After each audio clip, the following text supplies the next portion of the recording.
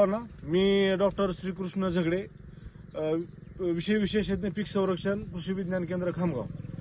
तर काल आपल्याला जे संदेश प्राप्त झाले होते 2-3 दिवसांमध्ये की बाबा शिरूर कासार तालुक्यामध्ये कापसामध्ये जरा झाडं सुकण्याचं प्रमाण वाढलेलं आहे अचानकपणे.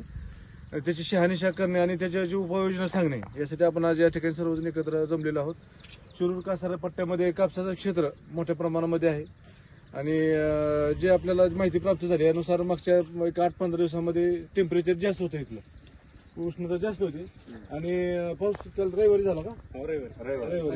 रविवारी पावसाचं प्रमाण अचानक जास्त झाल्यामुळं या ठिकाणी झाडं जे आहेत कापसाचे, म्हणजे कापसामधला हा एक व्यंग म्हणा किंवा भौतिक परिस्थितीनुसार तयार होणारी ही एक समस्या आहे की जर टेम्परेचर, मातीचं टेम्परेचर, कापसातल्या मुळाच्या भागातलं जर टेम्परेचर जास्त राहिलं आणि अचानक जर ते बदललं, म्हणजे अचानक जर मग ते आपण शेतकऱ्यांनी पाणी देणं असो किंवा पावसामुळे पाणी पडणं असो, ह्या दोन्ही परिस्थितीमुळे जर टेम्परेचर जास्त आणि अचानक जर पाणी जर तिथं देणं गेलं तर तिथं आकस्मिक मर हा नावाचा एक प्रकार आहे कापसामध्ये.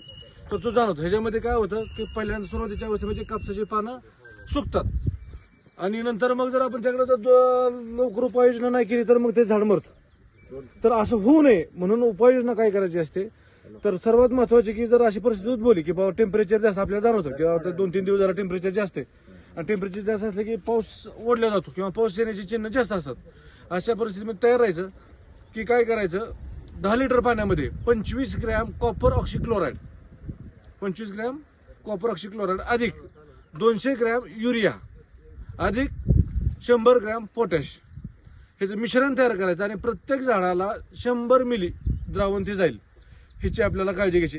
आणि द्रावणाची आळवणी करायची बुडापाशी. आळवणी केल्यानंतर त्याच्यावर मुळापासला भाग असा आपल्याला पायाने घट्ट दाबून घ्यायचा आहे पाय, जेणेकरून त्या झाडाला जे काही आळवणी केलेला आहे जे रूट झोन आहे तो फिट होईल.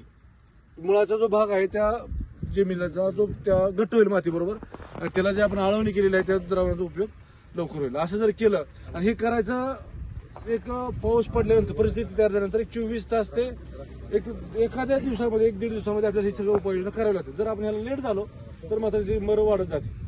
लवकर जर आपण उपाययोजना केलं तर मर जिथले तिथं थांबते आणि पुन्हा झाड पहिल्या अवस्थेमध्ये येतं.